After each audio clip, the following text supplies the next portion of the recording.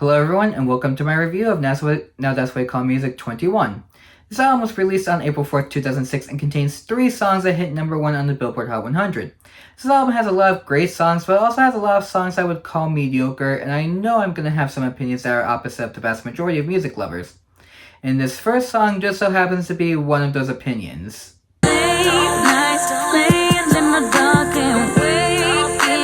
The song was actually put on a reissue of her 10th studio album.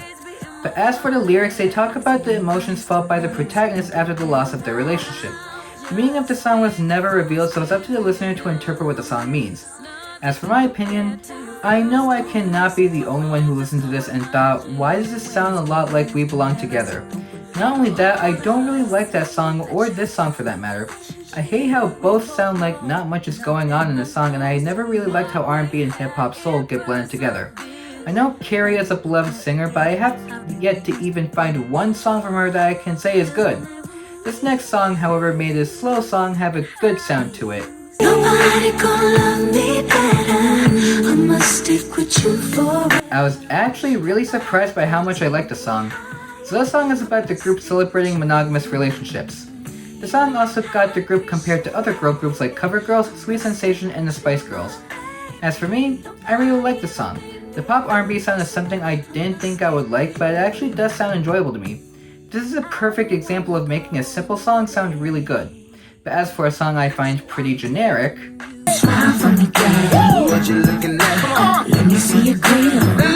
I don't think I need to explain what the song is about, as it should be obvious. The song also has uncredited vocals from Brandy Williams from the girl group Black. Like I said, this song just sounds really generic. It is just all 4 of them singing about grills, which if you don't know, is an item celebrities put over their teeth to make them look like they have gold teeth, and is usually used to show how much wealth they have.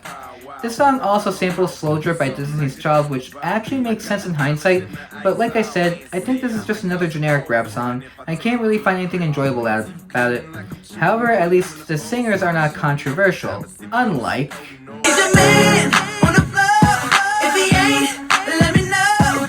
I would just like to preface that no matter what I say about his music, I will always see Chris Brown as a horrible, abusive person, and I truly hate him as a person. Now as for this song, I am talking specifically about the no-rap version of the song. Santana also interpolated the Waitress's song, I Know What Boys Like, for the intro. Now, I would like to say I have a huge dislike of the crunk music genre, but I didn't mind this sound that much. This song I knew was going to sound amateurish considering Chris Brown was 16 when he recorded this, and a lot of songs made by teenagers are amateurish, especially in this day and age. Unfortunately, that's all I can say about it, and it's also not as annoying as the next song. She's got me spending all your money. I am so sorry that I am subjecting you all to this song. Also, this song is probably my most hated song on this album, so if you hear some vitriol in my voice, that is why. First of all, the lyrics absolutely disgust me. The song is about Fergie using her breasts and buttocks to accomplish her goals. The song also samples lines from the sexual harassment song I Need a Freak, which I don't want to know what that song is about. This song is also very repetitive to an annoying level. I am just stunned by how some people like the song and will probably never understand how. And now onto a song I just see as too simple. If it's nothing that you want, you should make me your girl, your girl. I can't really get over how the song sounds compared to other songs she has released. Rihanna has said herself that the lyrics revolve around telling a guy that if he wants love to make her his girl because she has what he needs. This song is a mix of both dancehall and R&B, and I don't think it does a good job of mixing the two sounds together. Plus, it doesn't help that they decided to include reggae into the sound, even though that is a staple sound in Rihanna's songs. I just think it's very underwhelming to me. And now onto a song I think is also a bit generic. You ain't ride, you ain't bumping like I'm bumping, you ain't saying nothing, homie, you ain't This is an example of a song where I can't tell what it's about. To me, this has a generic hip-hop sound to it, and I would really like to know people thought the song was a diss track on Lil Romeo when the line in question came from the doo-wop by LL Cool J. I think every rapper here did an amazing job performing on the track, but that's all the praise I feel I could give to this song. At least it is better than the next song. Lean with it, lean with it, lean with it. This song is the reason snap music became such a huge thing in the 2000s. I also found the song pretty repetitive and generic. There's not really a whole lot to talk about with the song because of how basic the whole song is. When a song is so basic you can't think of that much to say about it, then there's a problem with it. And now on to another generic song that actually does try to sound interesting.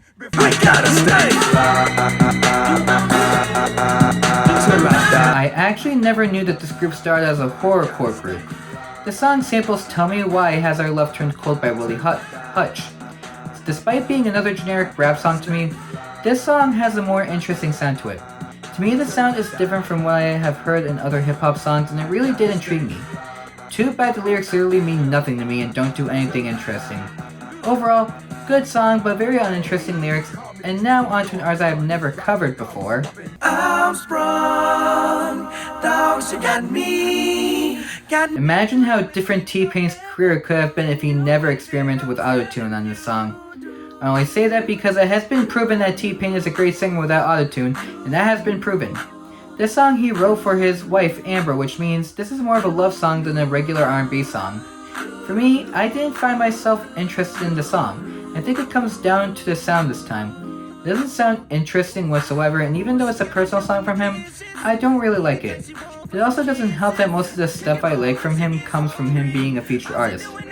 And now on to an artist we aren't going to be seeing much from on any review. If I had one wish, we'd be best friends, love will never. This was the first song from Ray J to make it into the top 20. This song has a very heavy R&B sound to it, and unfortunately for me, it doesn't sound that good.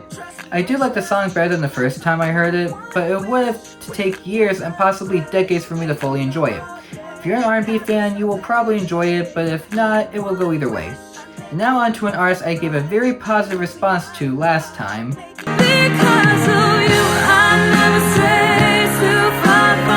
The song was originally supposed to be on her debut album Thankful, but was rejected.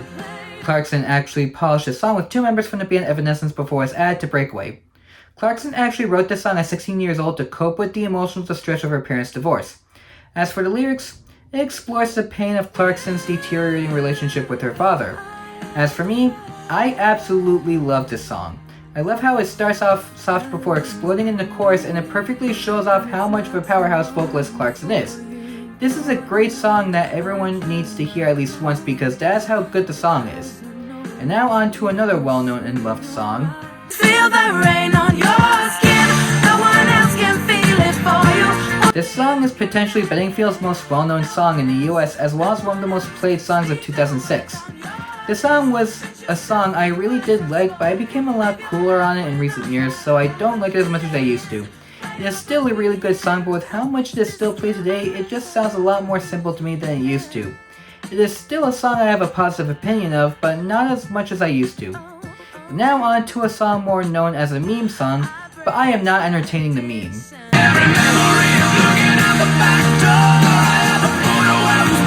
This song is mostly autobiographical from Kroger's point of view. This is basically a song about remembering your childhood, and the lyrics show that really well. The song incorporates a lot of styles into it, including post-grunge, alternative rock, soft rock, and for some reason, country. In my opinion, I am mixed on the song. I haven't really heard anything from this song that wows me, and for a song about nostalgia, that's kinda disappointing. It's good for what it is, but I want to like it more. And now on to a rock band we haven't talked about yet.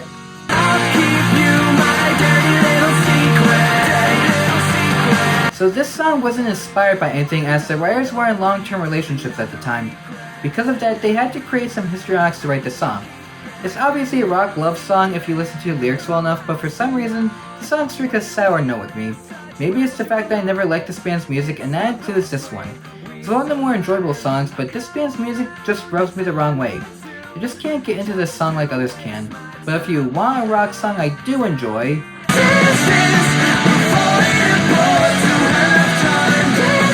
so this is probably my favorite Fall Out Boy song of all time. The composition of the song actually drew inspiration from Modern Love by David Bowie, and this song is actually regarded as the best thing they've ever done according to the lead singer. I can agree with that because I really love the song. I like the chaotic fast-paced beat and the fact that it stays the same throughout the entire song. This is the shortest song on the album, but it definitely takes enough time to be a really great song. Now on to a band I don't think anybody expected to see again in a review.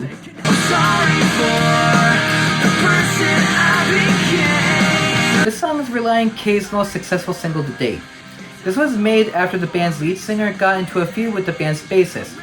Because of that, the lyrics reflect remorse for the narrator's bad behavior as well as pleas for forgiveness. And since the lead singer was the writer of the song, I'm guessing you know who the narrator is.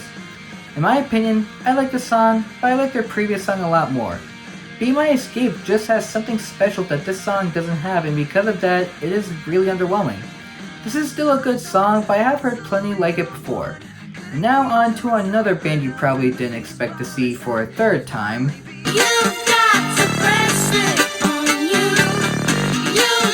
I certainly never expected to be talking about Gorillaz for a third time. The song features uncredited vocals from Sean Ryder, and Noodles had a new voice actor for the song. The song to me is pretty weird, and I just had an uneasy feeling listening to this song the first time I heard it. It is easier to listen to now, but this was just so different from the past two songs we talked about from them. It's a good song, but compared to the other two, I'm not going out of my way to listen to it. And now on to a country song that I will have a horrible time talking about.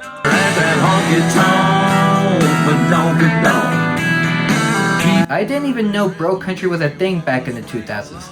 The song wasn't even written by Trace Adkins. It was written by Dallas Davidson, Randy Houser, and Jamie Johnson. According to Johnson, they came up with the idea when they were watching a young woman at a club, and Houser was the one who came up with the title. As for me, I don't really like the song.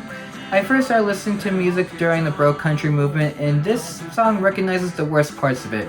Trace Adkins is not known for songs like this, and this one song became a crossover hit for him. So if you don't like the song, try listening to some of his other songs. But as for this, I don't like it. He has had better. And this is one song I always get uncomfortable listening to. And now on to a dance song everybody has heard before, but maybe does not know what it's called. Cause every time we touch, I get this feeling, and every time we kiss, This is not to be confused with the Maggie Riley song of the same name, even though both are pretty similar. Both DJ Mannion and DJ Yanao, who are both part of the trio Cascada, produced this song and recorded it in both Cologne and Aircraft, both in their home country of Germany. This song is a really good song, marking crossover success for the group and being a top 10 single in many countries. This is one of the few Eurodance songs everyone loves listening to, and people still listen to this song today. For me, I love the song. Love the fast-paced energy and the sound of the song. This song is a perfect example of good Eurodance music, so I would suggest listening to this song if you haven't already. And that is it for this review. A very mixed bag of good and bad songs, but there was also very little in the middle as it was either placed on either side. My favorite song on this album is Because of You by Kelly Clarkson, as I really like how that sounds compared to the other songs on this album. Other songs I like will be in the description below, and next time, we will continue through the main series. Until then, my name is Mist, and I will see you all next time. Take care.